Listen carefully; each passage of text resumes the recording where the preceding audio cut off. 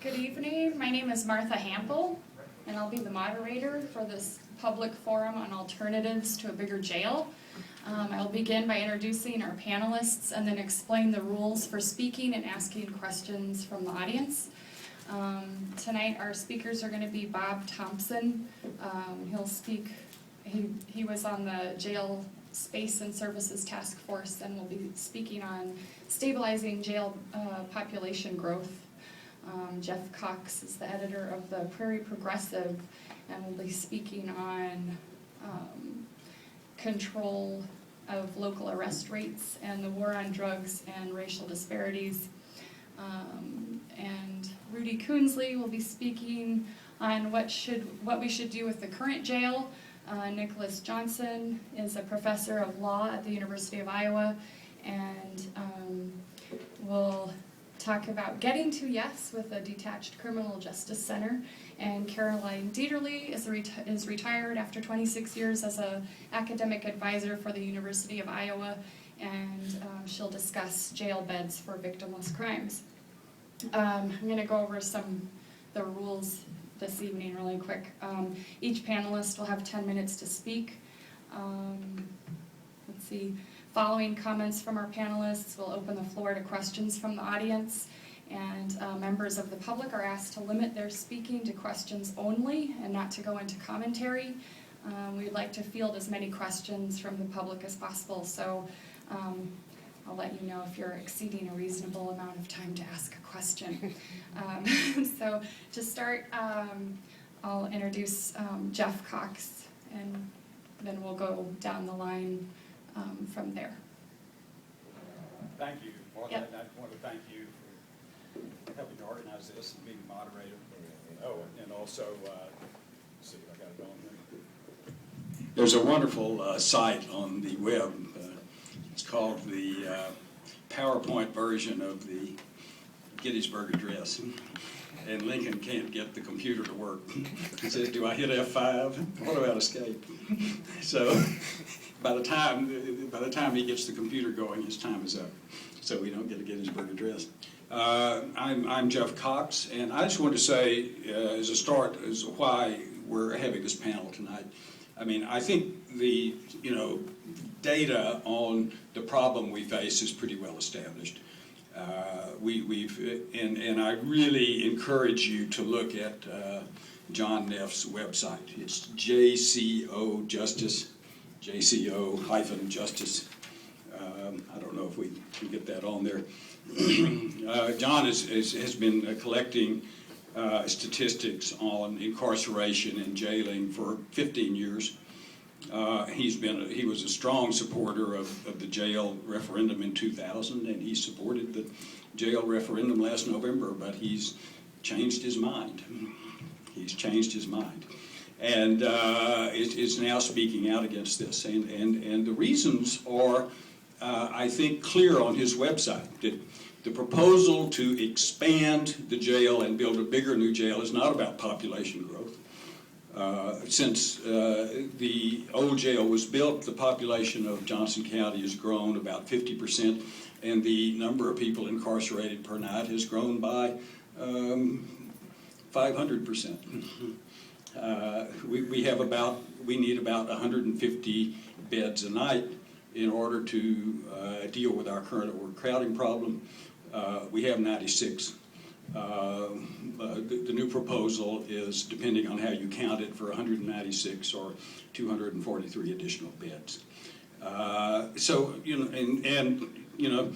have these slow upward slope of population, rapid upward slope of people in jail, and an even more rapid upward slope, especially over the last 5 years, of drug arrests. I mean, we have on our hands a failed war on drugs, which has done nothing to decrease drug use, but has caused soaring arrest and incarceration rates. And it's not a national problem, purely it's a local problem too. And those stats are all readily available. And they're a matter of policing policy. The Iowa City Police Department in particular has concentrated on drug arrest, has put their resources into drug arrest. They have put resources into garbage searches to find drug paraphernalia. They put their resources into knock-and talks where they go to the door and under the pretext of entering for another reason, go in and find drugs. And this is all documented, and the soaring arrest. So we've got an upward slope of arrest, an even steeper upward slope of drug arrests. And what we want to do is take that slope and turn it around. But in order to do that, we first have to persuade people that it's possible. We have to persuade people that you can do it. But I think the community is divided into three groups. There are people who think it's just fine to arrest as many as we have, and maybe we need to arrest more. And we're not going to change their minds. You know, there are people who just aren't going to vote for increasing the number of jail beds for any reason. But in the middle, there are people who say, well, we've got a real problem here, that the number of black people we arrest is a disgrace, that the number of students we arrest is a disgrace. But I don't see that we can do anything about it. I don't know if you noticed that Lady Thatcher just died and had a funeral, Margaret Thatcher. One of her nicknames, some of which I can't repeat here in polite company, but one of her nicknames was Tina. People called her Tina. And whenever she got up in the House of Commons and somebody said, what you're proposing is horrible, we can't do that, she would say, there is no alternative. Tina. There is no alternative. And I hear that argument all the time from people who really care about the fact that 40% of the inmates in the Johnson County Jail are black, with a 5% of the population, really care about these things. And they say, well, I just don't see that there's any alternative. And so what we're here tonight is to talk about some alternatives, because we have an alternative in watching this upward slope go up even higher, or we have the alternative of, as a community, trying to flatten this out. Trying to flatten it out, and I think we arrest too many people now and incarcerate too many. I think we need to turn it down. But we have to have some practical proposals to do this. And we're going to have to be able to talk to people. You know, I just, as a kind of final personal note, sorry about this, but I grew up in the segregated South, entirely segregated, until I was 18. And I knew two kinds of people, all white, because I didn't know any black people. There were people who thought segregation was just fine, and there were people who thought it was really bad, but they couldn't imagine anything different. They couldn't see how black people could mix with white people. We couldn't imagine how it could be done, how we could go to school. We just couldn't figure it out. And then all of a sudden, we had Lyndon Johnson and the '64 Civil Rights Act. And, you know, these people who said, Tina, there is no alternative to segregation, were proved entirely wrong, right in front of my eyes. The same thing happened in 2008. I absolutely couldn't believe that a black man whose middle name was Hussein would get elected president. I just couldn't believe it. But he said, si se puede, we can do it. He got elected, carrying 3 former segregated states with him. I've never been more surprised in politics. But it proved that things can be done, and I think we can do something about over-incarceration and racial disparities, which everyone admits are there. But we have to have a conversation. And if we build a bigger jail, and if we build that conversation is not going to happen. The upward slope will just continue. So. Okay, I have a lot of ground to cover here, so I'm going to try talking faster than usual, and I have no idea how that's going to turn out. I view the criminal justice system as essentially a huge machine that processes a large amount of material. Obviously, the police supply the input in the form of criminal charges, and the rest of the system has to process all those charges before the output is spit out the other end. The jail's role in this is mostly that it holds people who can't make bail until their cases are resolved, and to a lesser extent, people serving short sentences.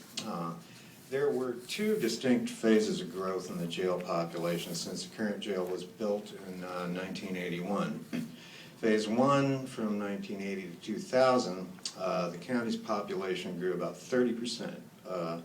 Meanwhile, the jail bookings increased 450%, the criminal caseload increased 405%, and the average daily jail population increased by 370%.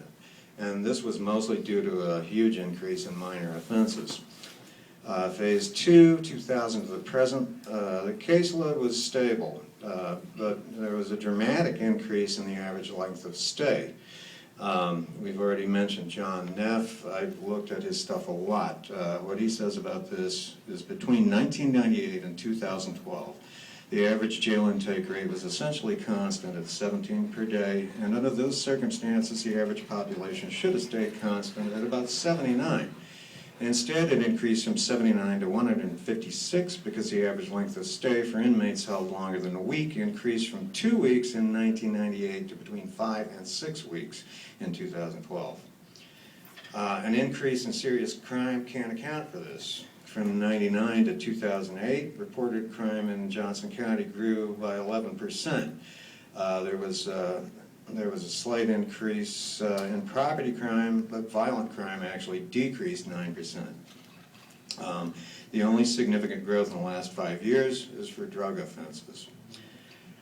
We can't explain the increase in jail population by anything other than misdemeanor cases, or possibly, well, there may be a lot of explanations. On the surface, you wouldn't think this because most misdemeanor offenders don't spend that much time in jail, but there has been a significant increase in misdemeanor offenders who do spend a significant amount of time in jail. I see this as an imbalance between input and output. Iowa courts operate at the same staffing level as 1986, but they have a 60% increase in the workload. A lot more here. Also, to add insult to injury, the judiciary budget was cut in 1999. Another factor is that public defenders are swamped. They're not properly funded. They each have to deal with about 100 open cases. It sounds like we're constructing a recipe for disaster here. Again, most of the jail population problem is caused by pretrial detainees. They can't make bail. They have to sit there until they're sentenced, unless they're released by pretrial supervision to the Department of Correctional Services. Their funding has also been cut by the state. And notably, due to the recent cuts, their Johnson County high-risk unit was eliminated. Neff studied a set of 46 pretrial inmates held between 20 and 100 weeks in fiscal year 2011 and 2012. Not just for felonies, 11 of those were for aggravated or even serious misdemeanors. These 46 people account for 18% of the bed use over those 2 years. Obviously, we have, again, an increase in length of stay and extremely long case processing times in a lot of cases. Neff also did a study named What If We Capped Length of Stay, showing that if length of stay was limited to 8 weeks for misdemeanors and 26 weeks for felonies, the jail population would drop by 49 people. Remember that the current jail's capacity is 92, and the average population is about 150. This study demonstrates that if prompt case resolution could be achieved, most of the jail overflow population would be eliminated. Okay, assuming the current caseload stays constant, how can case processing time improve? Well, it can't improve much without adequate funding of the judicial branch and the public defenders, unless they achieve a dramatic improvement in efficiency. If court space is increased with the Justice Center, we're at best entitled to get one more judge, and there's certainly no guarantee with the current funding problems that we'll get any more clerk or court staff to deal with these massive caseloads. The Vote No group was asked to submit written questions to the Criminal Justice Coordinating Committee. Those were briefly discussed in a meeting, and then they were distributed to the departments that were best able to answer them. Then they didn't answer them. One of those questions was, how much is the overall caseload processing affected by the large number of simple or serious misdemeanors, like public intox and possession of marijuana? Because by then I suspected that it plays a major role in bogging down the system. Remember that the number of minor offenses is the only factor to have hugely increased since the current jail was built. So in the meeting I asked, well, what would it be like if there were 500 fewer misdemeanor cases a year? And they all thought that would be great. So even if caseloads can't be reduced and case processing time can't improve, expansion of alternative and diversion programs most certainly can. I don't have time to go over what they have done, and I applaud that. So I'm going to move on to what they could have done and could expand without a new jail. First, electronic monitoring. Yes, they have an electronic monitoring program. There's almost no one on it. It's mostly used for work release.